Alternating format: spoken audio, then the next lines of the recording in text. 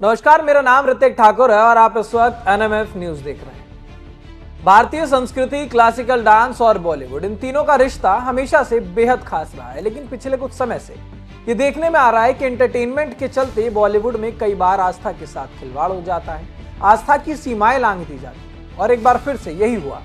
Entertainment और आस्था के बीच टकराव की एक नई बहस छिड़ चुकी है और इस बार कारण बनी है अभिनेत्री अनन्या पांडे और उनका ये नया फिल्म जो चांद मेरा दिल है। और इसी बीच एक डांस का सीक्वेंस आता है जिसके चलते ये बहस सोशल मीडिया पर एकदम गर्मा चुकी है। इसमें भरतनाट्यम और हिप हॉप फ्यूजन को दिखाया गया है, लेकिन सोशल मीडिया पर इस फ्यूजन को इनोवेशन नहीं बल्कि भारतीय शास्त्रीय परंपरा का एक अपमान बताया जा रहा है। अब ऐसे में इस मूवी के चलते, इस डांस के चलते ये विवाद इतना ज्यादा बढ़ गया कि लोग सिर्फ कोरियोग्राफी पर नहीं बल्कि पूरे बॉलीवुड की सोच पर सवाल उठाने लगे हैं। अब आखिर ऐसा क्या था उस गाने में या फिर क्या था उस डांस के स्टेप में जिसने भरतनाट्यम लवर्स, कल्चरल वॉइस और धार्मिक भावनाओं से जुड़े हुए लोगों को इतना ज्यादा नाराज कर दिया? बताएंगे आपको, वीडियो अंत तक जरूर देखिए।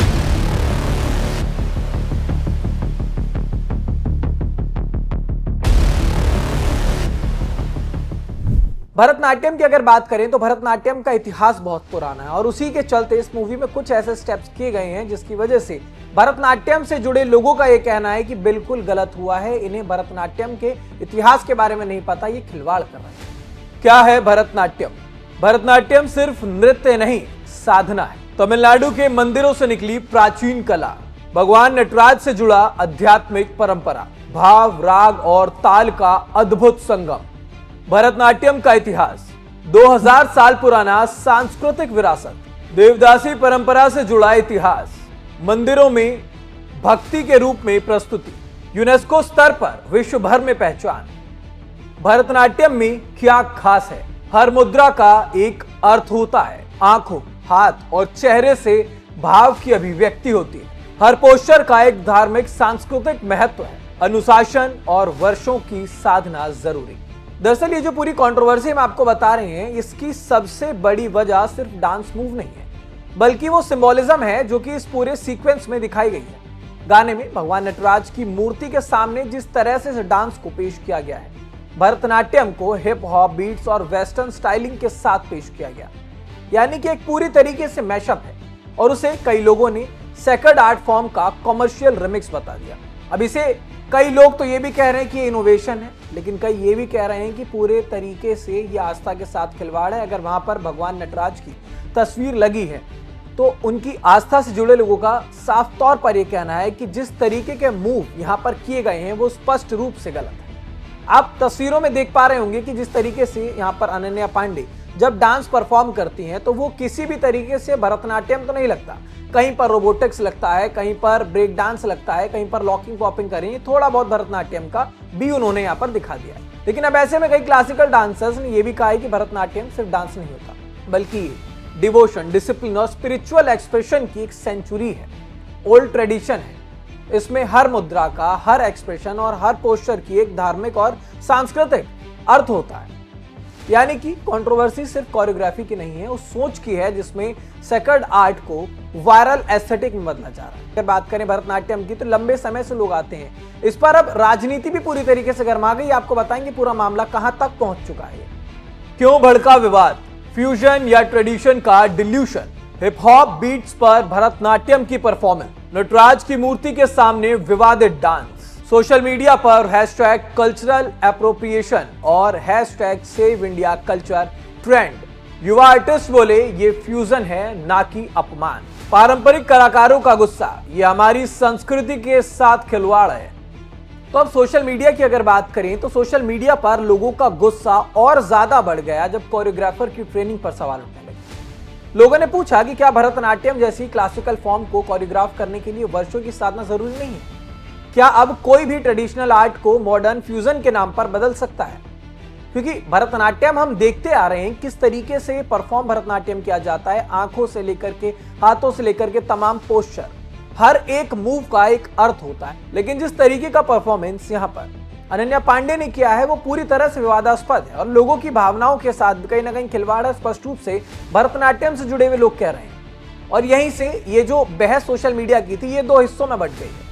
एक तरफ जो पक्ष है वो कहते हैं कि कला के अंदर फ्यूजन नॉर्मल है, कथक, भरतनाट्यम और कंटेम्प्रेरी स्टाइल पहले भी कई बार मिक्स हो चुके हैं। लेकिन दूसरी तरफ जो पक्ष हैं वो कह रहे हैं कि फ्यूजन और डिस्टॉर्शन में अंतर होता है। भाई मिलावट के चक्कर में बर्बाद नहीं कर सकते।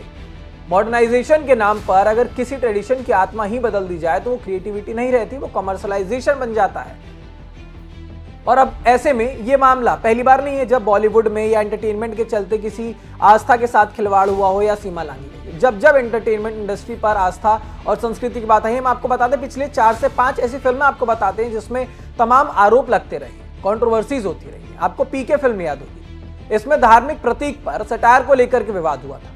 पद्मावत में इतिहास और परंपरा के अपमान का आरोप लगा था। आदि पुरुष के डायलॉग्स और प्रस्तुति पर देश भर में गुस्सा देखने को मिला। तांडव फिल्म पर धार्मिक भावनाएं भड़काने के आरोप लगे और पठान के गाने की बात सबको याद है। बेशरम रंग पर किस तरीके से विवाद छिड़ा था। तो ये पहली बार नहीं हो रहा है। अब शायद या तो ये माना जाए कि लोग आस्था से अब हट रहे हैं, एंटरटेनमेंट परोसना एक प्रायोरिटी हो गई है, जिसके चलते अब तमाम जो पीछे से एक लंबे समय से कल्चर चलता आ रहा है सदियों से, उसको छोड़कर अगर बात करें घृणात्मक रूप से, विवादास्पद रूप से एंटरटेनमेंट को परोस रहे हैं। यानी कि एंटरटेनमेंट सब कुछ रह गया है, आस्था का कोई औचित्य शायद बॉलीवुड में अब रह नहीं गया है। हर बार एक ही सवाल उठता है कि क्या एंटरटेनमेंट इंडस्ट्री कंट्रोवर्सी क्रिएट करके ही अटेंशन बटोरती है, या फिर सोसाइटी अब पहले से ज्यादा सेंसिटिव इन मुद्दों को लेकर हो चुकी है। ये दो बातें हैं। अब इस पूरे विवाद को लेकर के क्योंकि राजनीति भी तेज हो गई है, कंगना रनौत का भी रिएक्शन अब लगातार चर्चा में। कंगना लंबे समय से बॉलीवुड पर भारतीय संस्कृति को वेस्टर्न पैकेजिंग में बेचने का आरोप लगाती रही।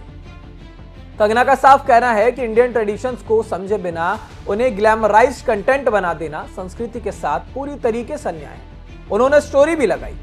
हालांकि ये स्टोरी अब कंगना रनौत के इंस्टाग्राम से हट चुकी है, लेकिन उन्होंने स्पष्ट रूप से भरतनाट्यम की साइड लेते हुए इसे गलत बताया। यानी कि अब ये कंट्रोवर्सी सिर्फ एक डांस तक सीमित नहीं है, ये बॉलीवुड की कल्चरल अंडरस्टैंडिंग पर एक बहस बन चुकी है कि कहीं भी अगर आप एंटरटेनमेंट से जुड़े हुए हैं, अगर आप बॉलीवुड से जुड़े हुए हैं, तो आपको अपने कल्चर को आगे लेकर के चलना पड़ता है।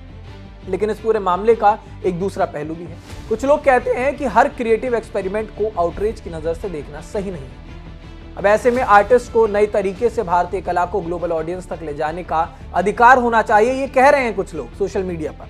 लेकिन सच ये है कि फ्यूजन आर्ट नया नहीं है।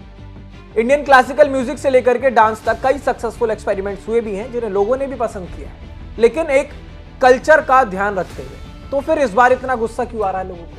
क्योंकि इस बार नहीं रखा गया था। दरअसल वजह सिर्फ एक डांस नहीं थी, कंटेस्ट भी था। जब किसी धार्मिक सिंबल के आगे आप अगर रिलीजियस रिप्रेजेंटेशन को एंटरटेनमेंट फॉर्मेट में दिखाया जाए और उसके बाद वहां पर एक विवादास्पद रूप से आप डांस करते हैं, तो ऑडियंस उसे सिर्फ परफॉर्मेंस नहीं मानती, उसके कई कारण होते हैं। भगवान नटराज की मूर्ति के सामने अगर आप इस तरीके के मूव्स कर रहे हैं तो उसको लेकर के लोगों की नाराजगी जाहिर है।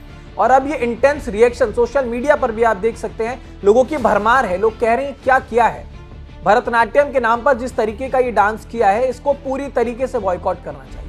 लेकिन अब ऐसे में सबसे बड़ा सवाल ये है कि क्या बॉलीवुड सच में भारतीय संस्कृति को ग्लोबल और मॉडर्न बना रहा है, या फिर वायरल करने के लिए एस्थेटिक के चक्कर में ट्रेडिशंस की सीरियसनेस पूरी तरीके से एंटरटेनमेंट के चलते बॉलीवुड भूल चुका है। क्या क्लासिकल आर्ट फॉर्म्स और स्पिरिचुअलिटी से ज्यादा सोशल मीडिया कंटेंट बनकर रह गए हैं? और ऐसे में सबसे अहम सवाल, क्रिएटिव फ्रीडम के चलते इसके बीच की जो सीमा है उसे आखिरकार तय कौन करेगा? क्योंकि कला को आजादी चाहिए, लेकिन संस्कृति को सम्मान भी चाहिए। और जब इन दोनों के बीच बैलेंस बिगड़ता है तब कंट्रोवर्सी सिर्फ स्क्रीन तक सीमित नहीं रहती, समाज में एक बहुत बड़ी बहस बन जाती है। इस खबर पर आपकी क्या राय है, हमें कमेंट बॉक्स में जरूर बताइएगा। फिलहाल देश दुनिया की तमाम खबरों के लिए देखते रहिए NMF।